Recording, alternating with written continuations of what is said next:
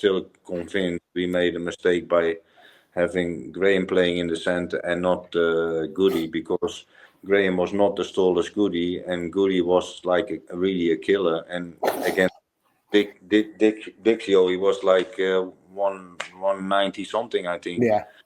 And Graham was maybe 184, 185, and I thought that was a little bit the issue, because Goody could kill the first ball into him already, because he could have won it and he was more aggressive.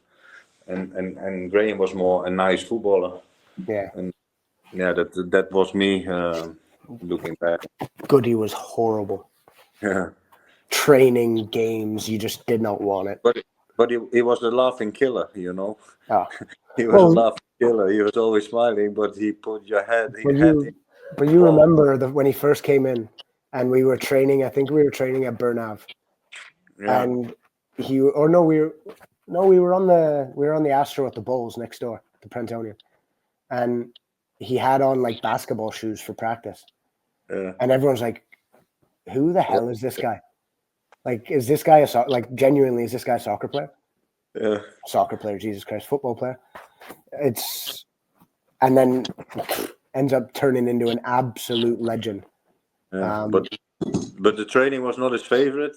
Oh, and the preseason was not his favorite. He always come 2 weeks later after the preseason. Oh, he couldn't get his visa. Every year. Couldn't get my visa. Every single year. When you needed him, he was always there. Oh, yeah.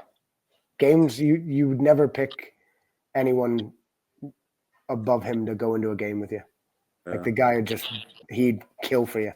Yeah, I would, for instance, not pass the ball to him if we had to build up.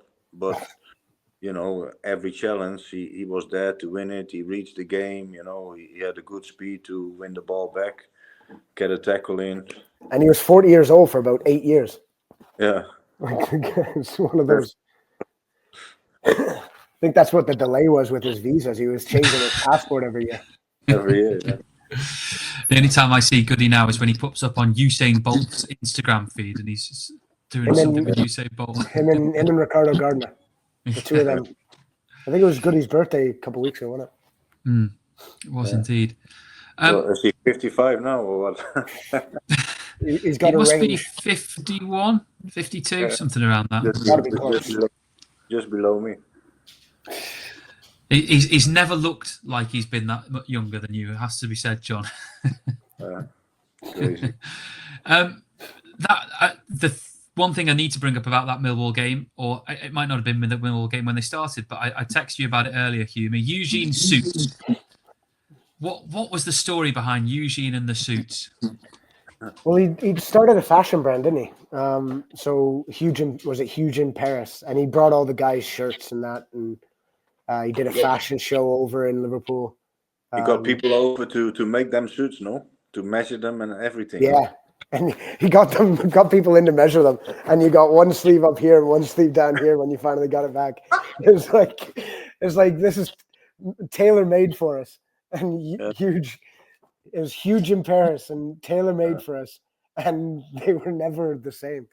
They were actually pretty comfortable, and the T-shirts were really good. Like I used to wear it all the time, so I'd like wear it into like go out for dinner with my fiance at the time. I'd wear them, and they were comfortable as hell. But the suit, oh my god! He was doing that with his girlfriend, no? Yeah, yeah. And I remember, so when they had the fashion show, they had us over with the wives and girlfriends and all that over. Yeah. Was it Aldo's bar, the sports bar? It could be, yeah. Yeah. So they had it on the upstairs. So I remember we had that for Christmas party one year as well. But it was that as well. But yeah. So it did the fashion show and everything. They had so like it was. Do you remember Danielle Lloyd? The model, the whatever. That was her breakthrough. She just breaking into things, and Huge had her as one of the models. Yeah, and it was great, and like the guy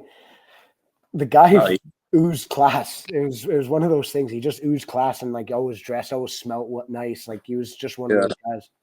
You just feel sorry for him because after that he struggled for a long time, you know, in terms of what he wanted to do and no job and stuff like that, and then it's not easy, you know, and you know, he obviously a few times still text me about jobs and stuff. I said, yeah, it's not just that easy, you know. No. You cannot create a job for someone, even if you wish that you could do it.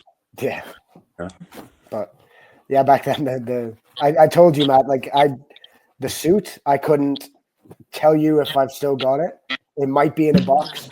Yeah. But I 100% can tell you without any worry that it would not fit me. Yeah. Yeah, for sure. It would not fit me either now. No, I don't think I'd be able to get it past my back, let alone my belly and everything else. Yeah. But no, the guy was just a ledge. He was, Yeah. and all of it was for the guys. It was at his cost. Like, he never asked you for a penny for it, and it was his heart was always in the right place. And Good yeah, guy. he's an amazing person.